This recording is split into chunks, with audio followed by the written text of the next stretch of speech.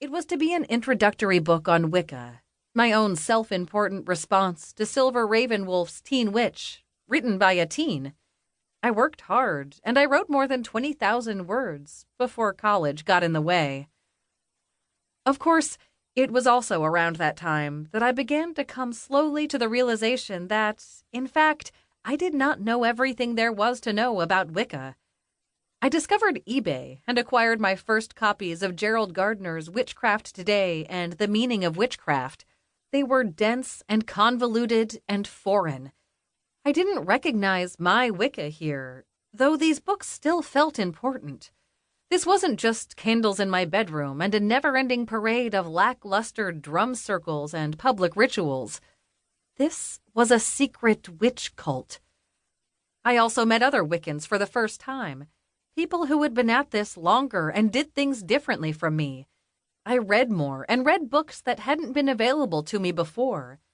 I no longer felt qualified to write that book or to solicit those questions from newbies online. It was uncomfortable, but also exciting. It's easy to feel bored when you think you know everything. I grew up slowly, reading and experimenting along the way.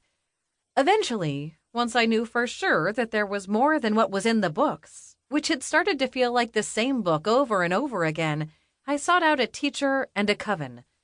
That process wasn't easy. There were a lot of false starts, a lot of disappointments, and a lot of late nights spent wondering what I was doing. But all that taught me so much more than what I could have imagined at 16 in my adolescent arrogance. Once I gave up the assumption that I already knew what Wicca was and what it had to offer, my real education began. Today, I'm the high priestess of a coven in the Gardnerian tradition of Wicca. That coven, Foxfire, is the product of a lot of hard work, a lot of tears, and a lot of magic. Most of my life revolves around my practice of the craft.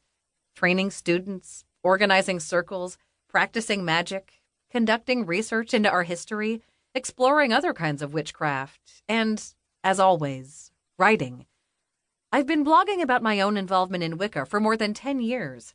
I finished a graduate degree in religious studies at a major university. I've presented my academic work on witchcraft at national scholarly conferences. I've published articles, made YouTube videos, taught workshops at pagan festivals, and befriended all kinds of witches and pagans along the way. I learn best by observing others and listening to their stories, so I've tried to make my own available to whoever might benefit from them. That includes my failures, my mistakes, and my doubts, which have been just as important to me as my successes.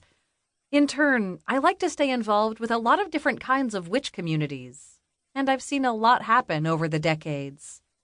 Like I said, a lot can change in 20 years. How to use this book.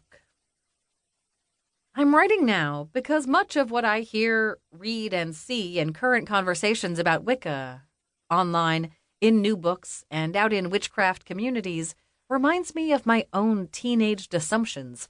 The heyday of solitary, eclectic, do-it-yourself Wicca seems to be over. Our pagan communities aren't just bigger.